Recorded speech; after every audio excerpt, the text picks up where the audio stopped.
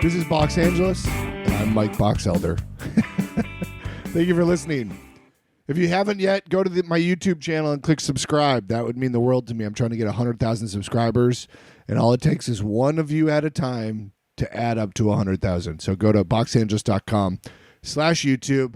Who do we got on the podcast this week? My guest is writer Stephany Folsom. She's written on shows like Star Wars Resistance, Paper Girls, The Lord of the Rings, The Rings of Power. But most notably, she wrote Toy Story 4. This was a really fun conversation. I didn't know Stephany. We had been exchanging emails for a while, but we had a lot of laughs. She shared a lot of insight into her process. I'm not a great writer. She's a great writer, so this was a fun conversation. I was very inquisitive with her process and things like that, so I think you're really going to dig this conversation. And without further ado, I give you... Stephany Folsom. Hi, Stephany. Hi. Thank you so much for coming down. Definitely. Thank you for having me. We've been emailing back and forth for, it seems like, a while, and I'm glad you finally were able to come down. Yeah, no, I got a little bit of free time these days. That checks out. I think I'm in the middle of free time, too, and about to be more free time. Yeah, tomorrow. Tomorrow, yeah. Oh. Wait, have you ever slated your name before? Was that the first time you slated? No, I have before, yeah. For what? No, I've done podcasts before. But you slated your name for the podcast? Yeah. Really? Yeah. Oh, I thought that was something I came up with. No, you're legit, dude. Wow, okay. Funny. Yeah, I thought of that idea because acting side, we always slate, and I thought it'd be fun if the guest said their name, and then I never thought about writers don't often have to slate their name that often. Yeah, no, I think also it's just because, it's probably more like a factory operation, and they're just like, oh, well, who's this interview? We forgot. Yeah. Okay, talk to me about the writer's strike. How's it going for you? What's happening? What's your vibe? How's your feeling? I mean, I don't know. I think we just all just want a fair deal and for it to be over. But now what are we on, week 10 or 11 at this point? I don't know. It's all becoming a bit of a blur as well too, of just walking picket lines and I think the guild members and everyone has been doing a really great job of trying to keep people's spirits up and trying to do spirit themes and things like that, but it's just all kind of trying to blunt the horror of what's really going on in our industry and how hard it is to really just be on strike and to fight for what's fair. Yeah, absolutely. This is sort of new to me, so I have a question. Do you guys obviously plan where you're going to strike? Do you have a schedule? Do you agree to strike a certain amount of hours, be on the front lines a certain amount of hours? Yeah, no, they request us to do, and I do believe it's mandated a certain amount of if you live in LA or New York, to do a certain amount of hours on the picket lines, and so that's kind of what we have to do. Yeah. Do you have a set schedule of? Do you actually get a 8 to 5 of picketing? Yeah, no, I mean right now we're on summer hours, so it's just so people don't melt. Yeah, that's fair. But yeah, no, so it's we're all splitting up the morning shift, which I believe goes from 9 a.m. to about 1-2 p.m. at all the studios. So okay. Yeah, by 2 people, it's too hot. And do you get comfortable shoes and stuff? Oh yeah, completely. Yeah. There's nothing glamorous about any of the outfits we've got at this point. It's funny. I picture writers at desks behind a computer, and then suddenly to be out there marching is very different for the writer folk. A lot of people I know have been getting shin splints. Yeah. And they just, I mean, there's some of us that are an active bunch, but your assessment's correct. Yeah. So I think a lot of people are getting their first sports injuries of their life. Yeah, that's really funny. Blisters and stuff. Yeah, totally. I feel what's the sport of choice for writers? Is it pickleball? Not a lot of lateral movement? I think that sounds about right. I mean, mine is pinball, so it's just, yeah. I had a really good pinball game on the 4th of July. I scored $200 million or something on Pirates of the Caribbean. I have no idea what happened. I was just in my zone, and 8 balls were out going around. Yeah, I feel like you either find your rhythm or not with pinball, and it's really a crapshoot whether or not you're going to It's definitely a momentum game. Totally. Much like the industry, weirdly. Either the ball just falls right down and you don't hear anything, or it makes a bunch of bells and whistles. Exactly. Then you're just I'm the king. Look at all the lights. If Wikipedia is to be believed, you knew early on that you wanted to be involved in film. Is that correct? Yeah. No, I always knew I wanted to be a writer. I think it's just something that like kind of came naturally to me, and I went with it. Like I learned to write like early on, and I like won essay contests and things like that. And I was like, oh, I'm good at this, and people are giving me gold stars. Like it's probably something I should continue with. And then I think I kind of grew up in like this mountain town, which kind of has like this crazy like cross between like ranchers, military people, and like a real hippie culture. Okay. And it was just like I kind of didn't fall into like any of those categories, especially as a teenager. Yeah. And You're not a rancher? No, it's hard to believe, right? I mean, like I do look like I could rustle up some cows, but no, not. I don't think I'd be any good at that. Like I would like try to like call a horse like it was a dog and just be like, what's happening here?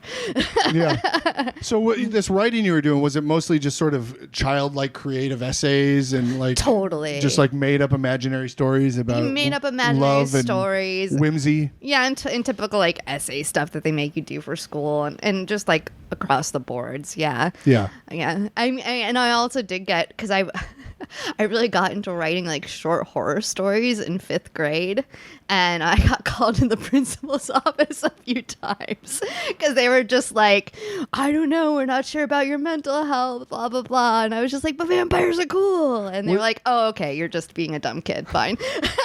Was it really dark stuff?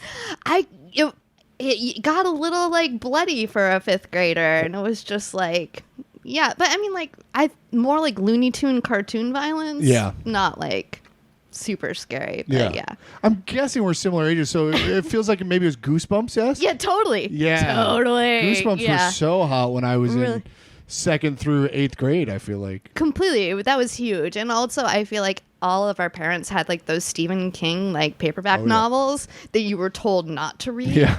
So of course you read them, you know? It was just like, I was like, oh, this is what like a novelist does. So I think it was just a lot of parroting like Stephen King too, and not really knowing like that it would make the adults upset. It's so funny that I tried to get out of reading.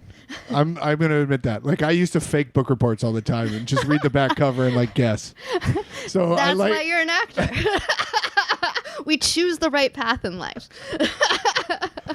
Yeah. So you knew you liked writing. It was something that you were good at. But then where does the switch to specifically film come in?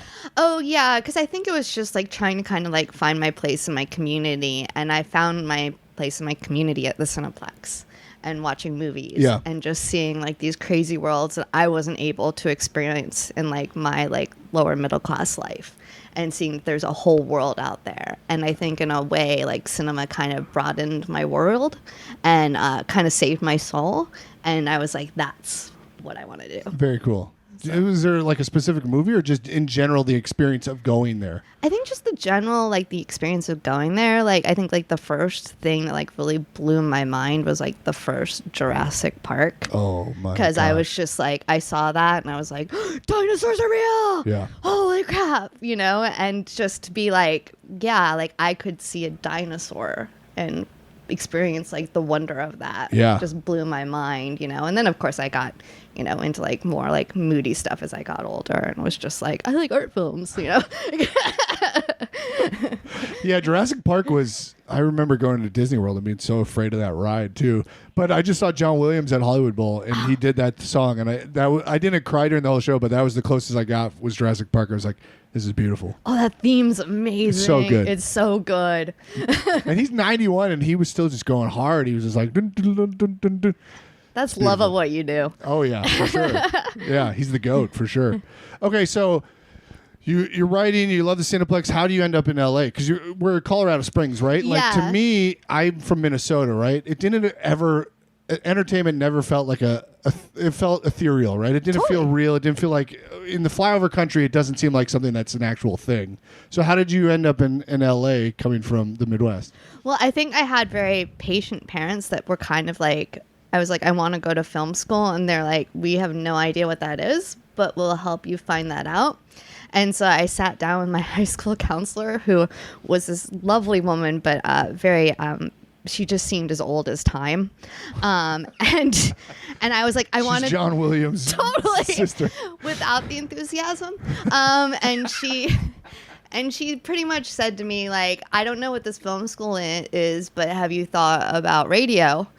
Maybe you should have a career in radio. And, I was like, no, it's not 1940. Yeah, no. Maybe the film school thing is crazy, but that actually seems crazier. Yeah. So, yeah, she's like, it's been around forever. Radio is really stable. And I was like, all right. So I didn't become a radio. I don't even know what you would do in radio anymore, but DJ on Sirius XM. Oh, I guess. Yeah. So I didn't do that. And so I ended up just like going through like these huge like books of like all the colleges and just like indexing like who had film school majors and writing them all down. Yeah. And then just applying to all of them. And I just went to the place that gave me the best financial aid package, which was Loyola Marymount here in Los Angeles. That's very cool. Because, there wasn't that much money for college in my family. Right. So they gave you financial aid for even though you're out of state?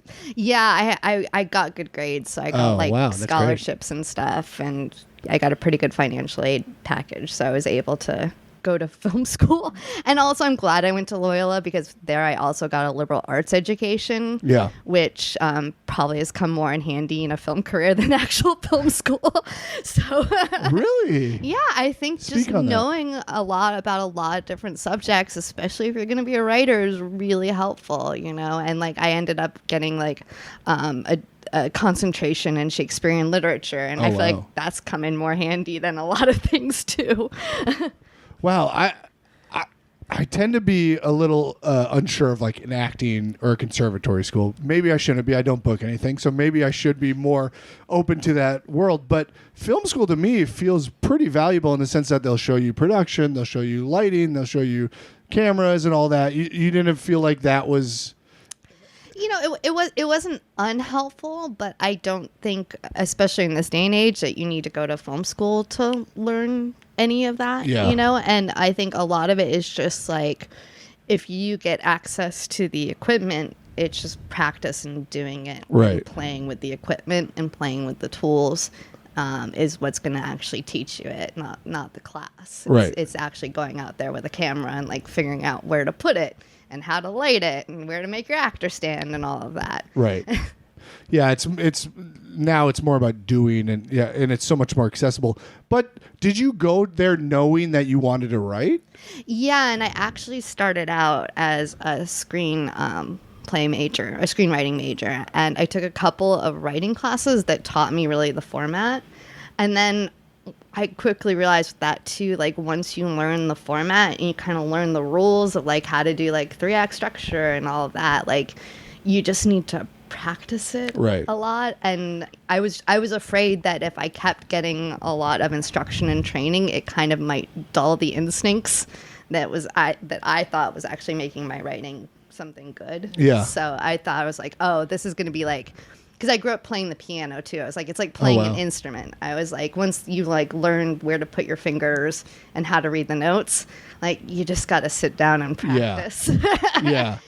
I feel that, like I said about acting, that's kind of how I feel about acting, right? Don't just do. Don't sit in a lecture and study or whatever. But writing is the same. But again, for film school, I feel like it'd be really cool to get all the sort of little pieces of every department of it. And I'm probably being too dismissive of it. I think it was actually helpful because I switched over to a film production track because I was like, once I learned the format, I was like, oh, like I want to learn about editing and lighting and like what an actor has to do.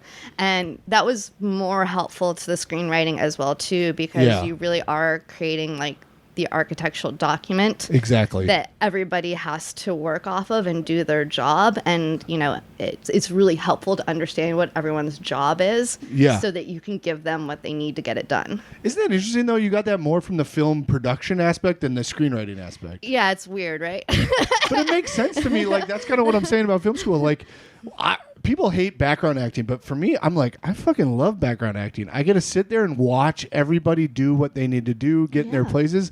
I don't have to worry about performing at all. If I'm the actor, I'm really focused on what I'm doing. But as a background, I'm sitting back, I'm watching the DP, I'm watching the AD, I'm watching everybody sort of work through it. And I just find being on set is so invaluable for that reason, right? You can see every aspect of it. Completely, and I think there's just like, set experience, I think, is invaluable to any role that you have in making visual entertainment. I think you have to understand, like what people need to do and how you can contribute to what essentially is like a team effort to tell a story. Yeah, I agree. That's a great way to surmise it. Were you writing actively for yourself while you were in college, or were you sort of hyper focused on what you were studying and assignment? I guess I don't. Do you have assignment?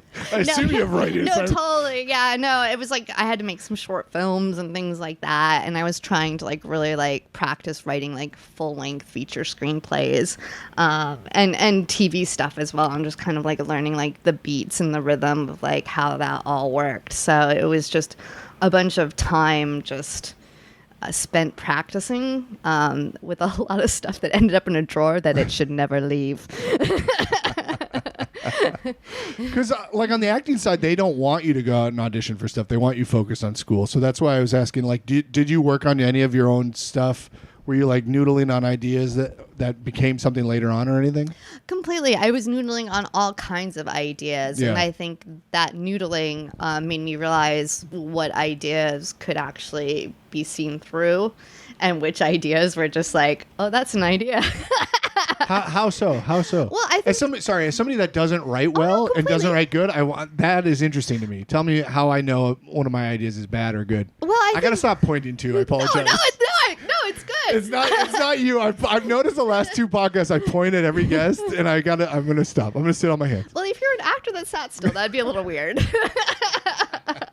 But talk about that. How do you know when an idea is bad versus good, if you want to? Well, I think sometimes you also have to go down the rabbit hole of just like being like, all right, here's the idea, and then this happens, and then this happens, and this happens, and then you kind of will often reach a point where not much else can happen, and you realize you don't really have an engine that can take you through like however long the piece is, whether it's a short film, which is like 10 minutes or 90 to 120 minutes, or you're really self-indulgent, like 3 hours for a film, 30 minutes for TV, an hour for TV. I think it's just about kind of like walking through the process of like what you want to see happen in that story and see how much you can bang for your buck you can get. Like, okay, like I have, this character and this character, and they're in this room, and the problem is this.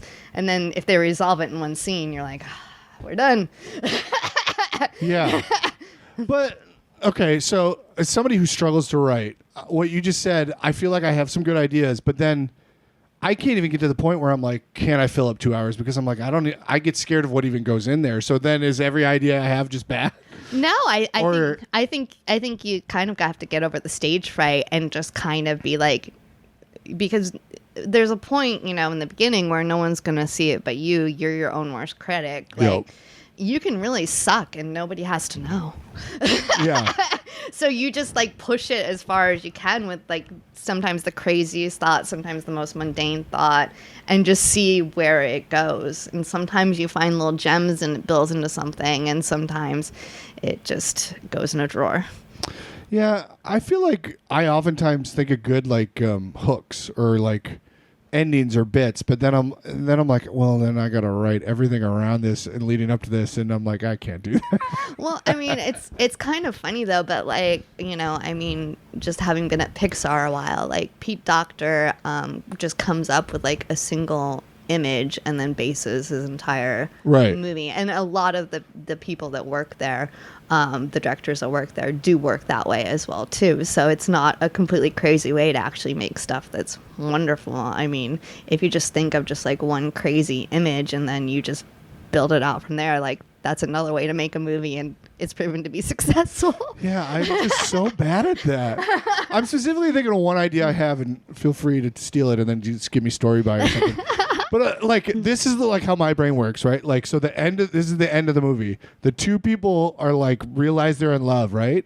And one's going to the airport, and one's like, okay, I got to go tell her I'm in love with her. And he's driving to the airport. We see her driving to the airport, and she gets out at the airport, and he gets to the airport, and then they realize they're at the different airport. He went to the wrong airport. And that's the end of the movie. They don't get together. It's not happy. He missed her. And that's like my idea. And I'm like, that's a genius idea because it subverts expectation. You think they're going to end up at the same airport, but they don't.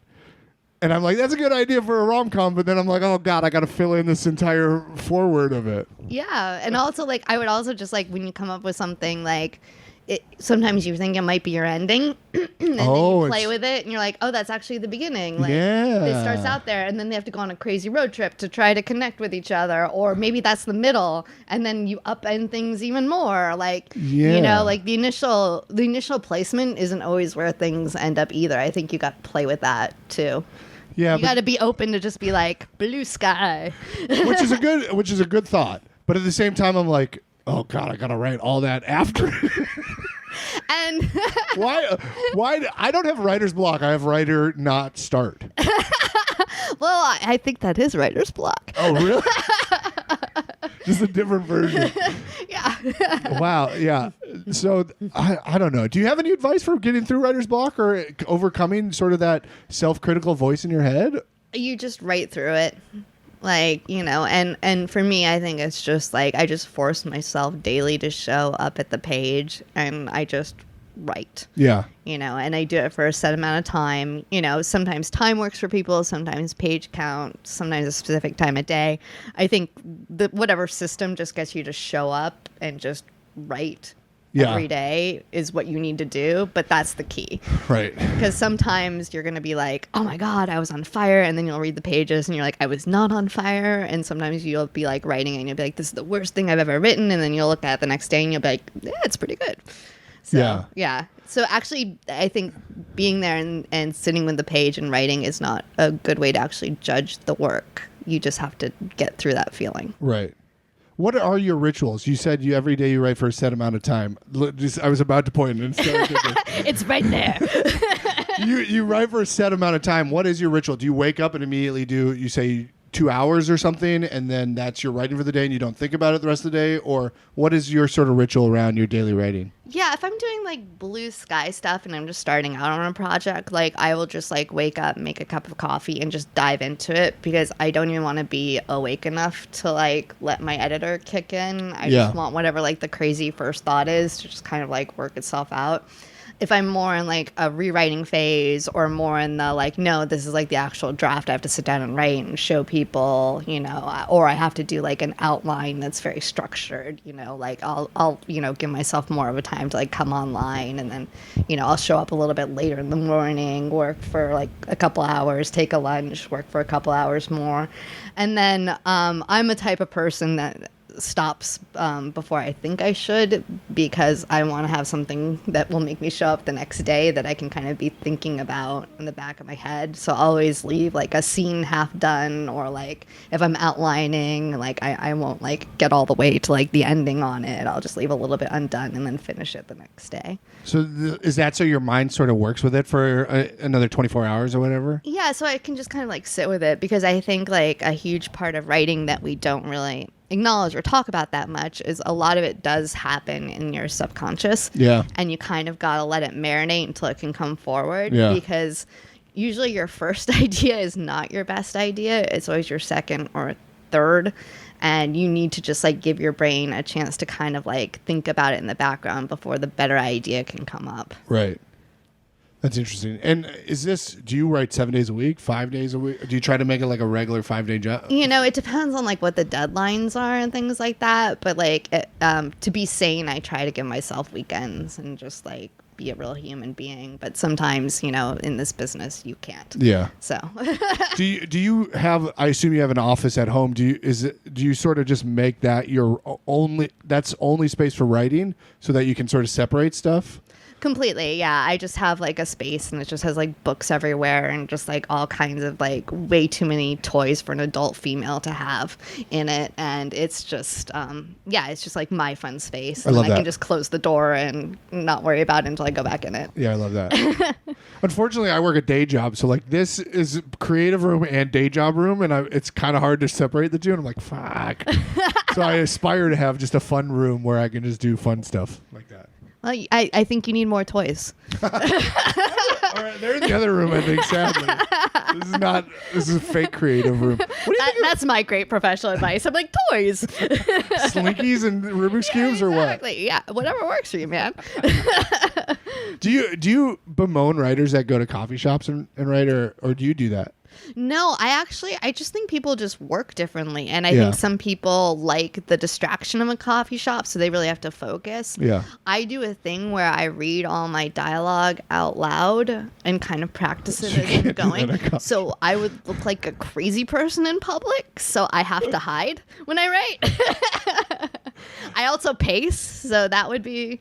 Oh, sure. Yeah, no, that's like high level, like crazy looking. Yeah. Yeah, it could be, definitely. Yeah. In the movies, it looks, he's very thoughtful. Oh, they're on it. No, you do that in public and people are like, call somebody. Somebody needs meds.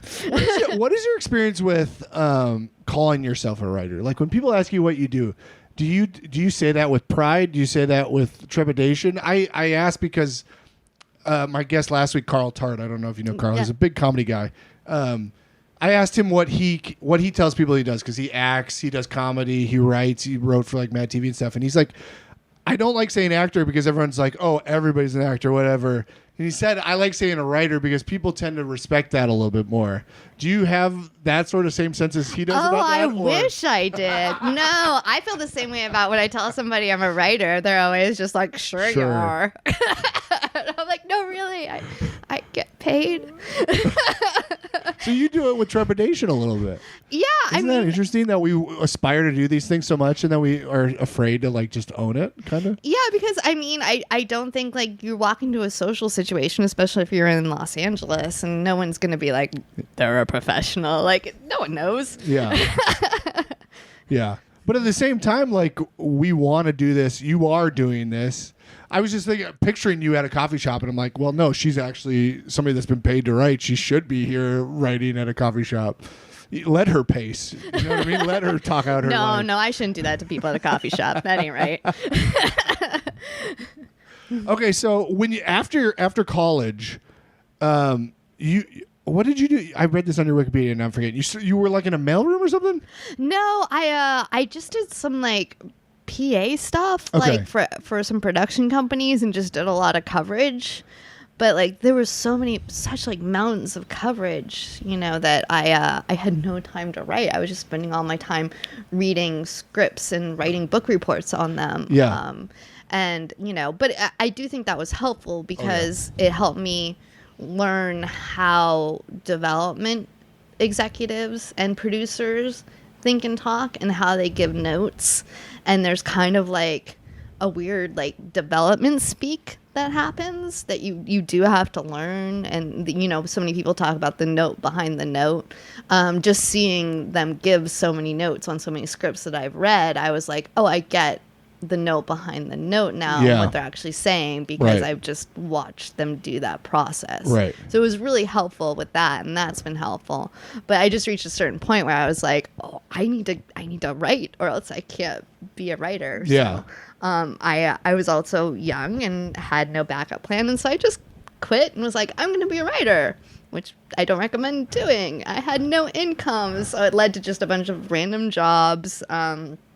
And I think I just, I wrote some commercials, like just anybody that would pay me anything. I worked in retail, like I was but nobody's gonna not have random jobs if they want to be a writer, right? Oh no, completely. So, well, I mean, if you're wealthy. Well, right. But you're saying you regretted. You're saying you wouldn't recommend just trying to pursue the writing because you had those odd jobs. You're saying you would have rather kept working like PA stuff on the side? No, I think that would have been too hard and too time consuming. I think if you want to write, like once you've got a pretty good grasp of like what you need to do it, you just have to do it. And so then the game becomes like, what can I do for the least amount of time that's going to give me enough to eat so that I have enough time to write. I see. So it was always just like, random like temp jobs and things like that. Right. I just wish that I'd actually like, I don't know, maybe signed up at a temp agency before I left my other job. That would have been helpful. I see. Do you budget your time at all now? Yes. How so? Like, do you specifically leave a certain amount of time for writing, a certain amount of time for play, a certain amount? Yeah, I mean, all of the above. I think kind of like, I think I was kind of under this impression, and maybe people are smarter or not, or they also have the same impression that once I like made it, and I was my primary income was being made as a writer, that like I would not need to have like the day job mentality anymore. And little did I know that being a writer, because you are freelance and you work project to project, like you are essentially working like a bunch of day jobs in a way, and you're kind of managing your time the same way you did when you were working random day jobs. So it's very much like like typically a writer is writing like anywhere from like 2 to like 3 things at a time. I can't do bandwidth more than 3 things at a time, but I have like friends who are geniuses who can actually manage like 5 or 6 things at a time, and I'm just like, oh, my brain doesn't work that way. No. But it So you more so do you budget time on like each project? You want to work on the same amount of time, basically? Yeah, exactly. And then I think I try to make sure and this isn't always successful because there's many things that are outside of your control as well. But I try to at least like balance things. So it's like I'm in outline on one thing, I'm in script on another, I'm in rewrites as another. That way I'm not getting burnt out. That's cool. On one phase. It doesn't always line up that way though. Sometimes I'm just like, oh crap, on script on all 3. No, that's really smart. It's funny. I've been asking everybody this in the last few weeks, and a lot of the actors don't budget their time and all. So I find that really smart to especially put your headspace in different moments on each of those. I think that's really smart. Well, for me, it just gives me a better way to like conserve the energy that's not just continual output in one way. Right. Yeah, I think that's really smart. I also just had this realization in therapy last week. Like I came back from New York, and I was super mindful for this week, and I was just like present moment, not thinking. And the moment I got back here, I was like, oh, I got to be producing, I got to be making stuff, and I was like, with my therapist, I was like, maybe I should just budget time to be making stuff like a few nights a week. So then those nights a week where I'm not making stuff, producing, then I can actually enjoy that time off away from it. So you know what I'm saying? Like 2-3 nights a week, I make content. The other nights, then I'm enjoying the time off. And I think that's helped me a lot in the last 2 weeks, just like knowing I'm going to be producing at this time, so I don't ever feel guilty about not doing it now. I think that's super smart. And I think like, as much as we hate to say it, because we're always like, oh, we're craftspeople in Hollywood, like there is, I'm going to say the art word, there is an art to acting, there is an art to writing, to directing, to editing, there's even an art to like lighting and everything else. And I think part of that art component is that you do need to let it rest so that it can take in input and take in joy and take in other things, because you're going to need that fuel to actually do the work you have to do. I agree 100%. What is your sort of recharging hobbies or things you do on the set? Me, it's golf. I love golf. Oh, golf's good. Golf's in my control, whereas acting largely is not in my control. So golf's something I can tangibly say, this is just me against myself in this shot, in this moment. Do you have anything like that? Any hobbies? Yeah, no, I mean, cooking is very much that way for me. Eating as well. And that's the fun part you get to enjoy. You're like, my hobbies are eating, sleeping. Totally. That's about it. That's great. But yeah, and I also like, I love hiking. I think that's probably because I grew up in Colorado, but like I love climbing mountains and being in nature and all of that. Like that's really how I recharge as well too. Yeah. Just like taking a long walk in a park, even I'm just suddenly just like, I'm okay. if you're taking a long walk in a park and suddenly you're like, oh, act 3 needs this thing, do you try to shut that off? Do you try to take what your brain's telling you to do and write it down quick, or do you noodle on it on your walk? Yeah, I mean, I think like a healthy person would probably just like noodle on it on their walk, or just like be like, oh, I'm on my walk, I'm gonna like, I would probably just run home and write it all down. Really? Yeah. Like you don't put it in your phone, or at least? Yeah, no, I'd be like in the phone and being on like, the way home. I gotta get back. Really? I so you sort of have like an obsessive aspect with it. Oh yeah, totally. That's got to make walking very stressful, I feel. Yeah, I'm like, I went too far. And not recharging at all. If you're just... It also forces me not to think about it at all, because especially if like I'm on top of a mountain, I'm like, oh, that helps. Yeah, if it's challenging, yeah, it helps. You're just walking around the reservoir. Oh yeah, no, that's Okay, so you were doing the coverage stuff, and then you pivoted, and you're like, I'm just gonna write. So like I'm not as familiar. I've interviewed a ton of writers, and everyone has a different path. So, what is like? Did you get a representation first? Did you have a script and send it out and get representation from that? What came first in that chicken and egg situation? Like, how did you get momentum? Yeah, I think as a writer, I think a lot of it did not feel like momentum. A lot of it was just like working with a writers group, and developing those relationships, which I still have to this day. I think community for a writer is very important, and having like a sounding board of people that because you're sitting solitary, and very often you're like, I think this is great.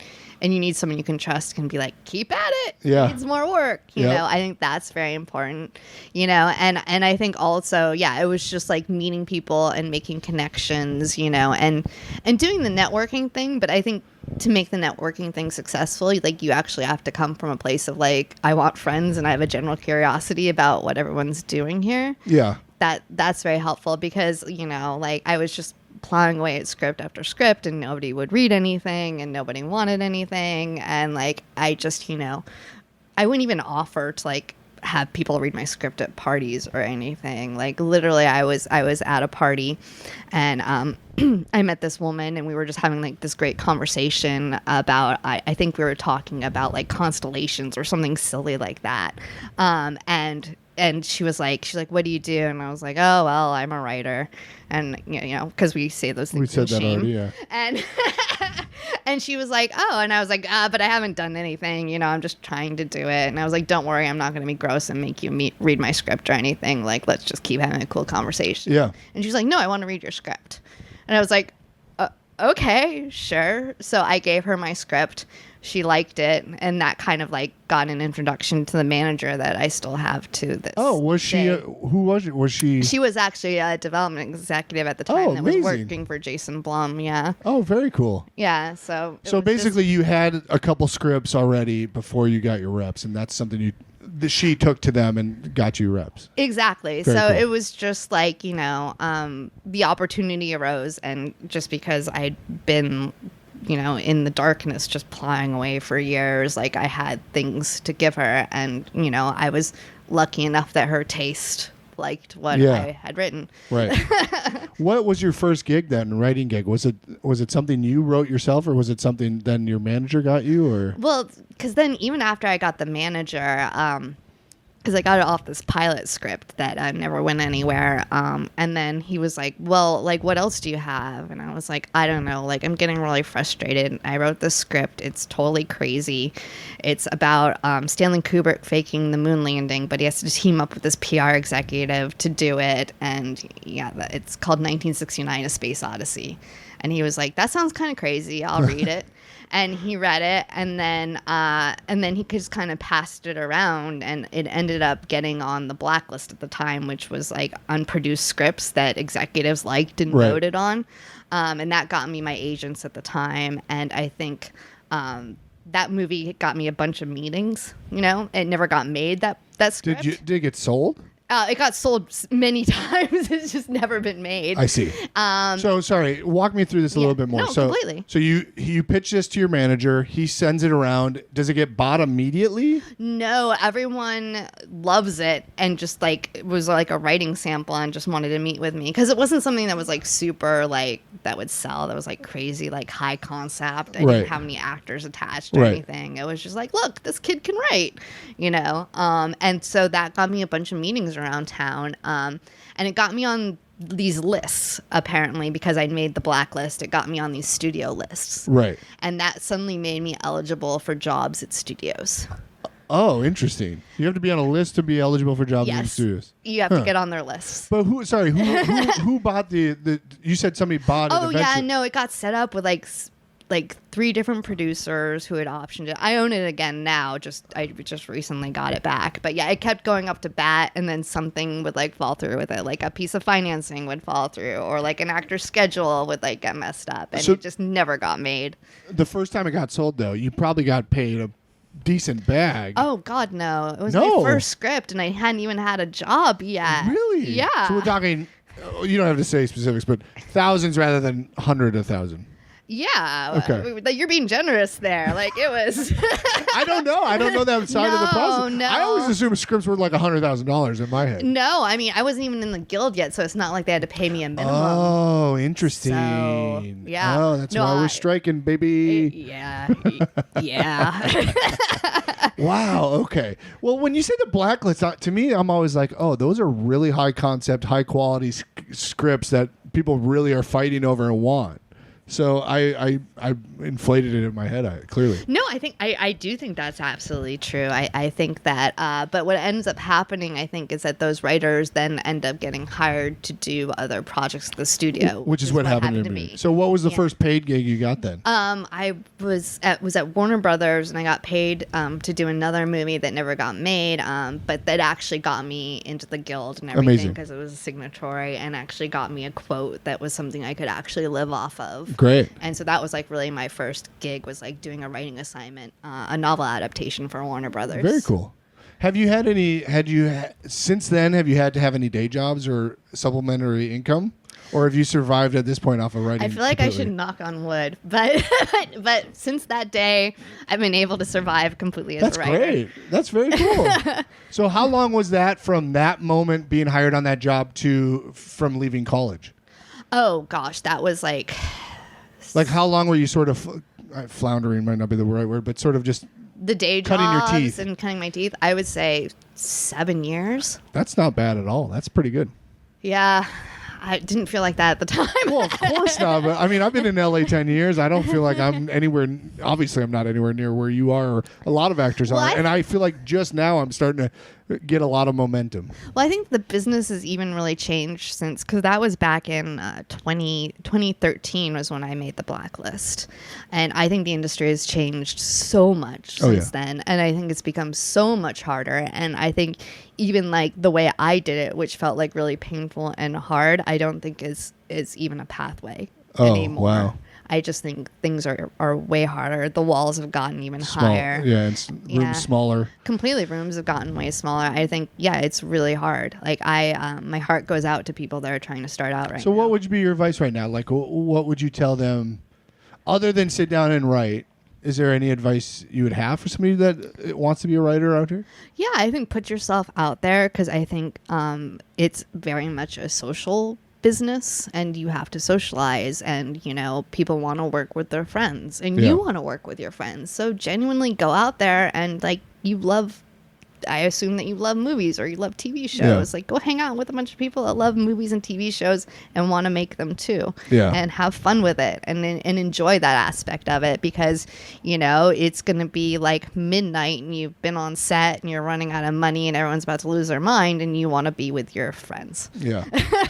You want to have each other's back. So I think you want to start building that relationship and that kind of playground, early on. And I think also it's just, just trying to do the best work possible. And, I also think you got to love it. That's very true. Because there's a lot easier ways to make money. Or live a life. It's a dysfunctional way to be and exist. And it takes a specific breed of people. And I think you have to, very much like I do, I'm like, movies saved my soul. Like, it's kind of almost a little bit of, religion sounds too weird, but it's kind of in that. It's a cult. Kind of. It kind of is. A little bit. Religion's too weird, but cults are. I mean, I don't want to phrase it that way, but yeah. I phrase it that way, don't worry. Yeah, no, that's true. Let me ask you about rewrites. I feel like you've done a handful of rewrites. A lot. Okay, tell me about that process, because I'm always fascinated by that. I understand that in a screenplay, when it has an ampersand, that person wrote together, and when it says "and," it was rewrit. When you are hired for a rewrite, how do you approach it? Do you approach it differently? Do you try to give credence to the writer that came before you because it's a fellow guild member or whatever? Is it, when you get rewrit, is it just par for the course? Do you understand that there goes my baby? Is it a different approach to rewrites? Is there sort of like that's my question. Well, I think especially in the current climate we're in, if you're going to be working, for studios, like, rewrites are inevitable. That's just part of the process. Yeah. So there will often be rewrites, whether they're needed or not. That's just what they do. Right. And so I think, going in knowing that, like, if you're writing the first draft, the chances that you'll be the person writing the last draft are very slim. Yeah. Especially if it's something big budget. If it's something with a smaller budget, the chances that they'll just keep you on are much higher. That's just kind of the reality of the situation. And I think, I'm very much in the belief that writers are all in this together. And if you're going to go in and rewrite something, like, you should at least make an effort to talk to the person. Oh, really? And it can also be very helpful too, because they can give you insight on, like, what happened with them and what to look out for, and what the working relationship is and what those dynamics are. That can be very helpful. And some people are responsive to that and some people aren't, but I think it just is a good faith effort to make an effort to reach out to the person that came before, because very often you'll be like the script, like, I can kind of see, like, where the notes came in and, like, how you had to take a note that wouldn't work, and the poor writer got blamed for that, right, yeah. And then I'm supposed to come in and fix it, and, like, how am I supposed to, like, have that conversation with them and all that. And typically writers are very open and great about that. That's because awesome. We just understand, like, this is what the job is. Unfortunately, I wish that wasn't the case, but yeah, that's just kind of like the grind you have to go through. And I think, like, going into it with the spirit of being as supportive of, like, your fellow writers as possible is good. And there's a lot of people that don't operate that way. There's a lot of people that aren't receptive to that way. But I think that's just kind of a good ethos to put out there, because I don't care who you are. Like, you could be like David Koepp, or you could be like the most, like, award-winning screenwriter of all time. You're gonna get rewritten at some point. Yeah. That's very cool. That I guess I didn't know that you reached out to the writer before you. I think that's really smart and really good for karmic reasons, as you alluded to. Like, that's very cool. And I guess, like you mentioned, sort of, you just have to know you're gonna get rewrit. Like, the first time you got rewrit, was that something that you had to teach yourself, or did you even go in knowing you were going to get rewrit? I think, like, you try to, especially if you're a first writer, and you kind of, like, try to block it out, and you're like, oh yeah, like, maybe I'll end up on set, but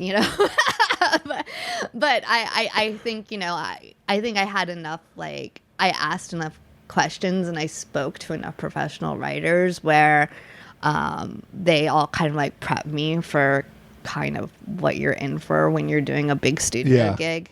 Yeah. Yeah, I think that's really cool. It's a healthy mindset if you can get there. Yeah, no, it's a weird amount of, like, investment and detachment you have to have, and sometimes I'm really good at that and sometimes I'm not. Yeah. I would say we're probably all that way. Yeah, I mean, it's very similar to, like, auditioning here on the actor side. Like, you can daydream about what's going to happen if you book it, but you also got to be realistic that 99 out of 100 are not, and you just got to let it go and Completely. say, I gave it my best. I gave it the old college try. No, 100%. And, like, saying 100%, though, like, you do have to give it 100% and then disenfranchise yourself from it. Yeah. You have to, like, say, compartmentalize it. And I don't know. I admire actors because, and correct me if, like, this assessment is wrong, but I feel like it's easier for me to disenfranchise myself from what I wrote because it's actually physically apart from me. Like, sure. I can literally just close my computer or, like, toss away the pages. Like, it's not, even though I put my heart into it, it's not physically me. Yeah. And with actors, I'm like, oh my God, it's physically you. How do you do that? I think, well, for me, I kind of do the same thing. I have pages, a script I toss. I have a spreadsheet of auditions where I, like, write what I learned from that audition, and that's sort of me letting go. It's harder when you do, like, callbacks and stuff. Then you're, like, really getting into it. But for me, it's sort of the same. You just sort of ceremoniously pass it off, and you just have to. Otherwise, you can sit there and stew on it. And that's not healthy for anybody. No, that's not going to help anybody. How much of your work has your manager gotten versus you've gotten through connections? I would say when I was starting out, it was my manager got me everything, and I would say he's still extremely helpful and, like, paving avenues and introducing me to people. So I would say I think I'm in a lucky position. I have a really great manager, and I think he does a great job. But it's also just like, I've been at this a while, so I do have a lot of friendships and relationships. Right. So I do get the phone call of like, oh, hey, we need like help with this. Can you come in, Stephany? Just because I know you personally, I can call you. But starting out, that was like absolutely key.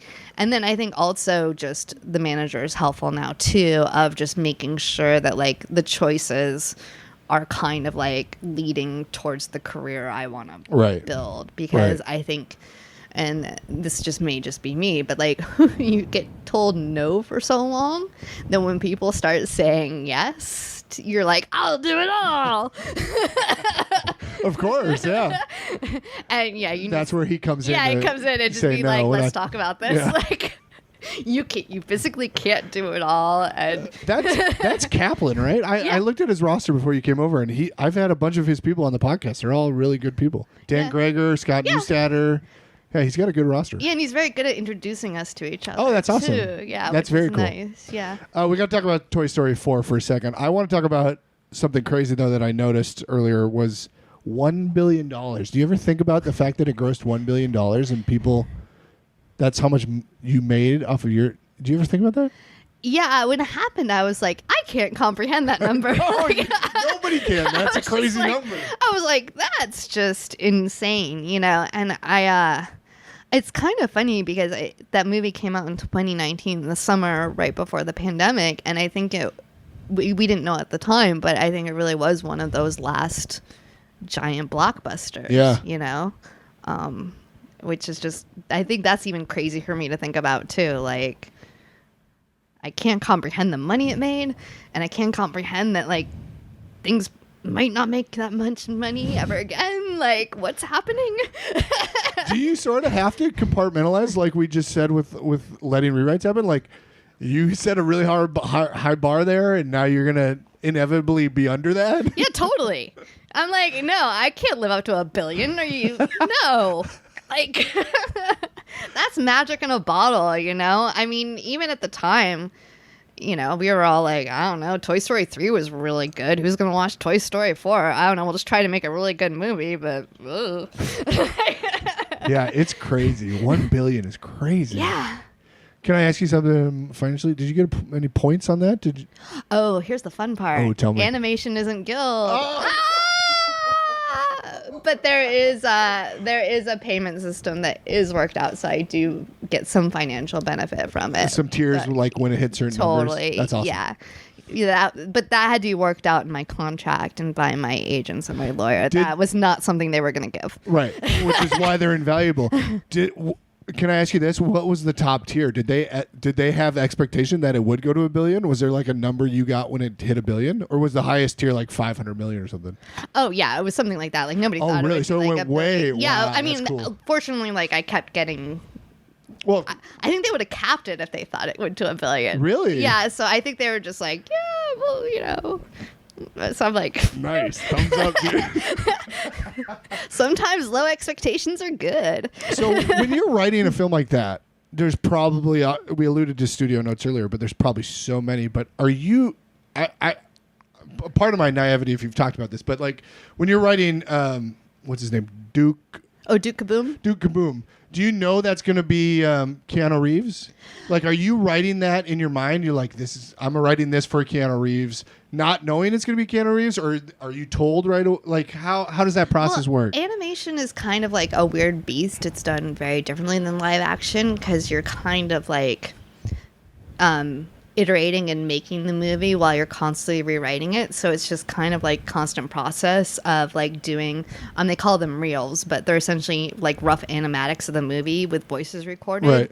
Right. You're kind of putting the movie up on like those rough legs, like every like 6 to 8 weeks. Okay.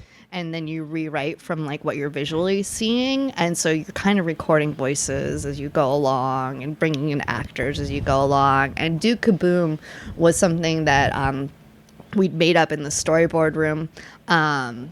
you know, because we wanted to do because we were watching like old toy commercials, and then we came across the one with Evel Knievel. Okay. And it was just like, it was the most ridiculous like motorcycle toy. And like the jump they had it do and then show it land, and it was like such an obvious cut in the film when it lands, and the kids are like so cheering, and we're just like, how must like the actual toy feel, because it can never land that. So that, and then we're like, oh well, we'll make him Canadian because that's funny. Sure. And we're a Canadian stunt person, and so then we then from that like rough like inception of the character, we then went to casting, and casting was like, oh, like, you know, who's the kind of person that you're thinking of? And we're like, I don't know, isn't Keanu Reeves Canadian? He'd be fun as Duke Kaboom. And like, okay, we'll talk to him.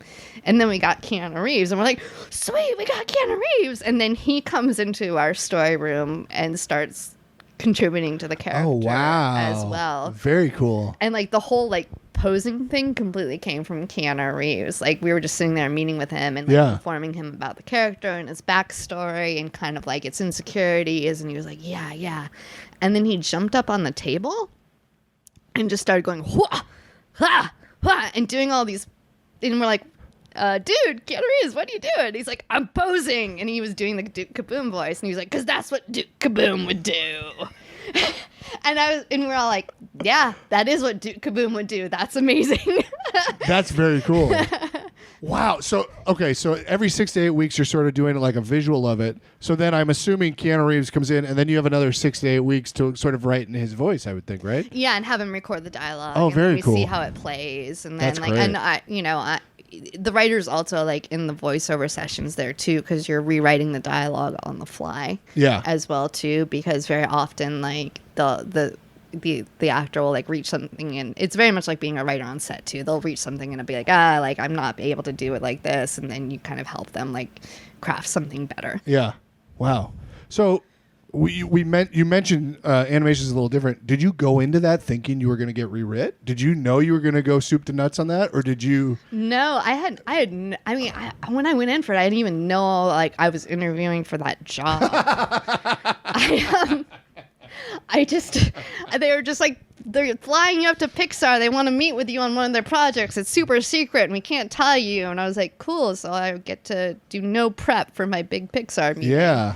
And so like they flew me up on like the Southwest flight, and there was like a guy standing in like the little like Oakland airport with like a sign with my name on it. I get taken to the studio. It's like Pixar, so it's like got all like this magical Disney stuff everywhere. And I'm like, wow, this is amazing. And I get sent into a conference room. And it's all the heads of Pixar are there. And I'm like, oh, okay, like what is this? And they're like, it's Toy Story 4. And this is not how you get a job. I couldn't hide my reaction. I was just like, why? And they thought it was funny too. And I was like, yeah, I'm joking, huh? But I was like, no, but seriously, like, why are you making a 4? Like, 3 was great. Like, what's the idea here, guys? And then like they kind of explained like how they really wanted to build up Bo Peep, and they had some really great rough ideas, because I think what was told to me by them was like, they always planned it as 4 movies. Oh, interesting. And that the 4th one was supposed to be the end to Woody's story. So that was supposed to be his goodbye. Okay. And now they're going to make probably like 10 more of them because you got to do one. Because money. but back to the original question. Every 6 to 8 weeks. So did they hire you at that meeting? They were like, yeah, we'll be in touch. Got and it. I'm like, I flew home, and they were like, yeah, like you got the gig. And I was so then every 6 to 8 weeks, were you kind of like worried, oh, this could be it for me? Or were you? No, it's brutal. Like your contract is, I think, what was it, like 10 or 12 weeks at a time, and then they decide to renew you at the end of it, and they make you move up there. Wow. So you were panicked during that time. You weren't like... No, I wasn't relaxed at all. I was just like, I don't know, I got 2 weeks left. We'll see. Wow, that's brutal. But I made it, yeah. I mean, I kept getting renewed. Do you know how... Is that happen often with Pixar films? Or were you kind of unique? I I think it's just a project to project basis. I mean, I same with anything, with any studio. Like some stories burn through people really fast, some don't. It's just depends on who's involved. And there's some sort of zeitgeist, I imagine, with like relationships and speaking the same language. But I don't think they go into anything being like, after 12 weeks we're gonna get rid of the writer. Yeah, I don't think that even occurs to them. I think they go in with like the best intentions. And, but you're thinking, I have 12 weeks to prove it. Yeah. Which, I know, do you work well on this sounds like a bad question, but do you work well on desperation, or is that something that doesn't bring the best out of you? I don't know. I mean, I think I've had to. So it's worked well for you then, if that's the case. Yeah. It's not something I would necessarily choose. No, definitely. Huh. Okay, I think we're almost to an hour. The last question I've been asking lately is, did somebody take a chance on you that really stuck with you and you remember? Yes, they did. I think not only like the woman I met at that party who read my script and liked it. And what was her name? Robin Marshall. Beautiful. She gave me a chance. Who I think my manager Aaron Kaplan gave me a chance. My first job at Warner Brothers, that executive she gave me a chance too. I think it was very much just like people betting on me. Yeah. And that's an honor. Yeah. I like that question, right? Because like you want to know people are giving people opportunities and giving them a chance to show what they can do. Completely. And I think when you're given an opportunity and it then becomes just like, I just want to make them happy. Yeah. 100%. 100%. Yeah. It's the opposite of desperation. It's just, I want to prove myself. Yeah. Very cool. Thank you so much for doing the podcast. It was very sweet to have you here. This is great. And I love how you're doing kind of like the cross between professions. More people should have conversations like this. I try. Like I've been really trying to get a lot of casting people on, especially right before the pandemic. I had a lot of casting directors on because I don't think they get shined light as much as they need to. Not at all. Yeah, that's a rough job. But it was great talking to you. We ended with a tail slate. You get to slate your name again. Stephany Folsom. That was great. Thank you. Thank you. MTV and the Channel E. A thing for celebrity. A lot of people I know have been getting shin splints